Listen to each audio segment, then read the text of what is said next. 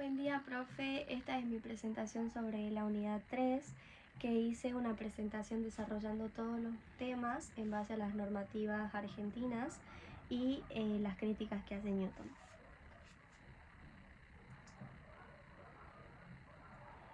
El primer tema es la incorporación al patrimonio, el costo y sus componentes. Que el costo representa una inversión que se mantiene como un activo dentro del patrimonio de la empresa, con la expectativa de que generará ingresos futuros en el momento de su venta. Componentes del componente son el precio de adquisición neto, que incluye el valor pactado con el proveedor, bonificaciones, entre otros. Después tenemos los costos indirectamente atribuibles, como transporte, seguros, etc. Después tenemos los costos indirectos necesarios, que es la parte proporcional de gastos generales, como depreciación de maquinaria. Después tenemos costos que no deben incluirse, que son los gastos de administración, de comercialización, los gastos financieros o multas. Sin embargo, Newton enfatiza que el costo debe reflejar un valor representativo.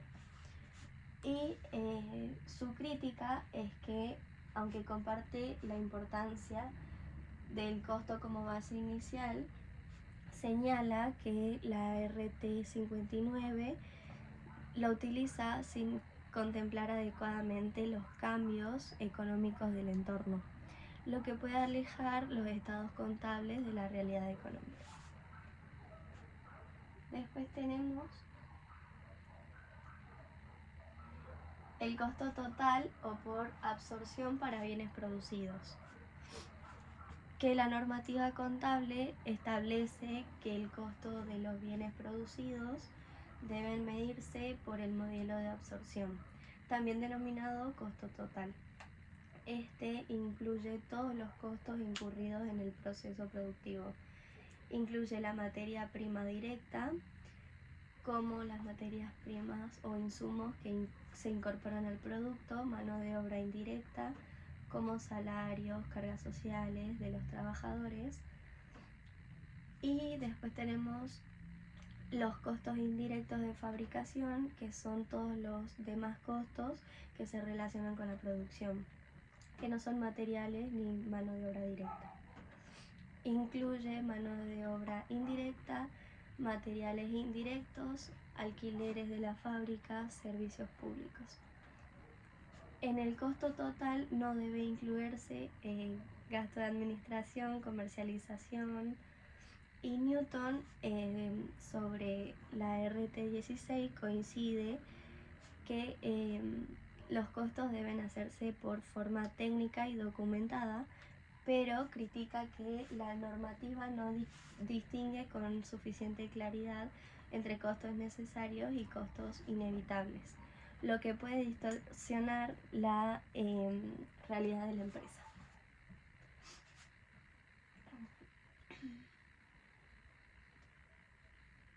Después tenemos el reconocimiento del costo de oportunidad, que el costo de oportunidad es el valor de la mejor alternativa sacrificada al tomar una decisión, representando aquello a lo que se renuncia, como tiempo, dinero, recursos, para obtener algo. Sin embargo, bajo las normas contables argentinas, este tipo de costos no se reconoce contablemente ni se incorpora al patrimonio de los activos. Newton lo menciona como una herramienta útil para la toma de decisiones, pero incompatible con la prudencia contable. Además critica que la exclusión absoluta puede limitar lo que es la información relevante.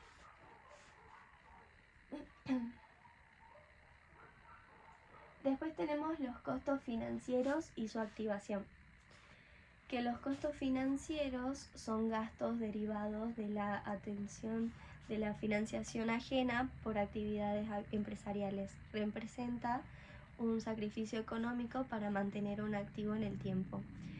Incluye intereses de préstamos y gastos relacionados. La condición para la activación es que el activo debe estar en un proceso de producción, construcción, montaje o terminación. Y este proceso debe ser en una duración prolongada, es decir, un periodo de tiempo para que estén listos, ya sea para su uso o para su venta. Por ejemplo, la construcción de un edificio. Los costos financieros incluyen intereses, ajuste por inflación y diferencias de cambios que se vinculan al financiamiento. Newton considera que la normativa no establece límites suficientemente claros y deja margen a la discrecionalidad contable, lo que puede afectar la comparabilidad, que es un principio fundamental en la RT 16.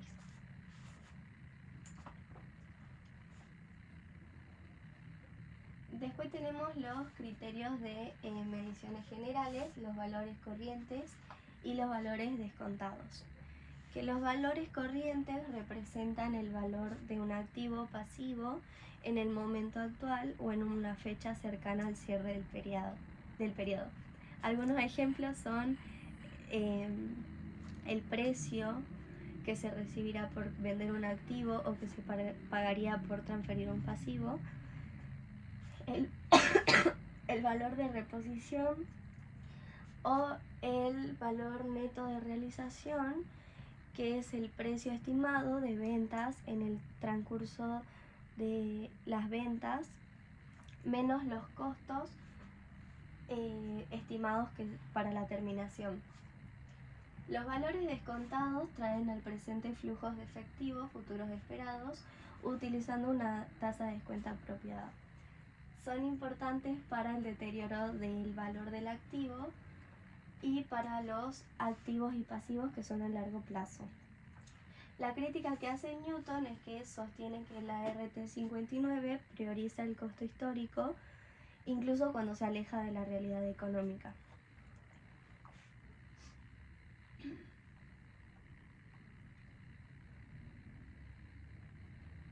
Después tenemos el límite a la medición de activos y pasivos, los valores recuperables y los costos de cancelación.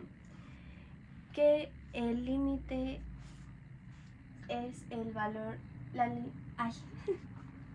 Perdón, profe, es que me pongo nerviosa. Estaba en el límite a la medición de activos y pasivos. El límite de la medición de activos es el valor recuperable, que las normas contables como la RT 17 en Argentina determinan que la medición primaria, es decir, el costo histórico corriente, debe compararse con el valor recuperable al cierre del ejercicio. Establece dos principios. A, que ningún activo puede superar su valor recuperable al cierre de estados contables. Y B, este se mide como el mayor entre el valor neto de realización y el valor de uso, es decir, el valor presente en los flujos de efectivo. Después tenemos el límite a la medición del pasivo, que es el costo de cancelación, que es lo que representa mejor la estimación de la suma para pagar la obligación a la fecha de la medición. Y la medición es que puede incluir el valor actual de los flujos de efectivos necesarios para cancelar el pasivo, especialmente en pasivos financieros o que son a largo plazo. Después tenemos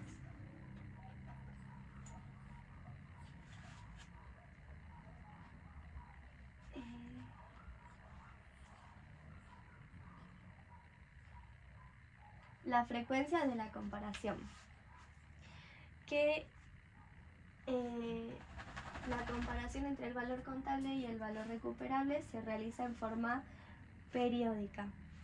La frecuencia general puede ser al cierre del ejercicio, que se realiza obligatoriamente al cierre de cada periodo contable anual para todos los activos, como por ejemplo los activos intangibles, la llave de negocios. Y después en periodos intermedios, que se evalúa la presentación de estados contables, ya sea trimestrales o semestrales, si existen indicios de desvalorización. como los bienes de uso.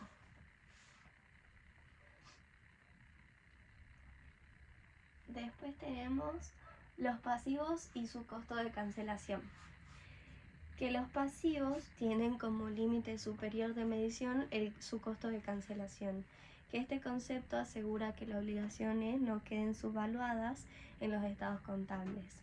El costo de cancelación es la suma de dinero que la empresa necesita desembolsar para liberarse de la obligación a la fecha de la medición. El monto va a representar el importe que el acreedor aceptaría para dar por extinta la obligación. Y después tenemos el criterio de medición general, que es el valor actual, que son los pasivos que se miden calculando el valor descontado, y la tasa de descuento, que se utiliza una tasa de interés que refleje las evaluaciones del mercado sobre el valor de dinero en el tiempo y los riesgos específicos de esa deuda. Hay tres tipos: el pasivo financiero, que es el importe a pagar en efectivo; los pasivos no monetarios, que es el costo corriente de adquirir los bienes o prestar servicios; y después tenemos las provisiones y contingencias, que es la mejor estimación es la posible.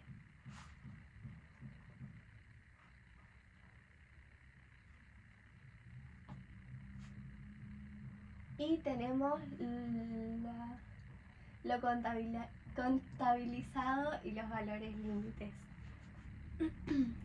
Que en los activos, la diferencia que se produce cuando el valor contable neto es mayor que su valor recuperable. El reconocimiento es la diferencia que se contabiliza inmediatamente como una pérdida del ejercicio. La cuenta contable que se va a utilizar es que se debita una cuenta de resultado negativa y se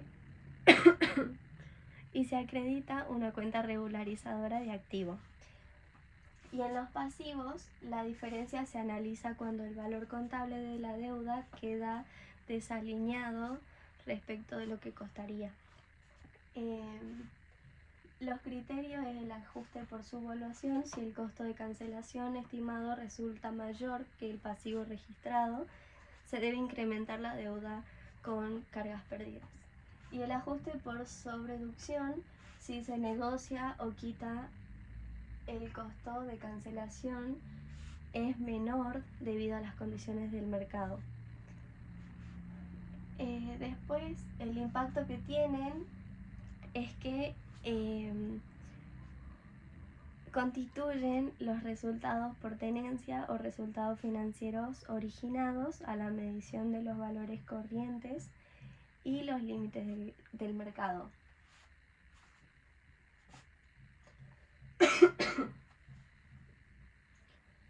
Y por último tenemos las mediciones en las NIF, que las NIF utilizan criterios similares a las RT argentinas, pero enfatizan más en el valor razonable, que son los valores razonables siempre que sean posibles y fiables. Sin embargo, también permiten el uso de otros criterios como el costo histórico.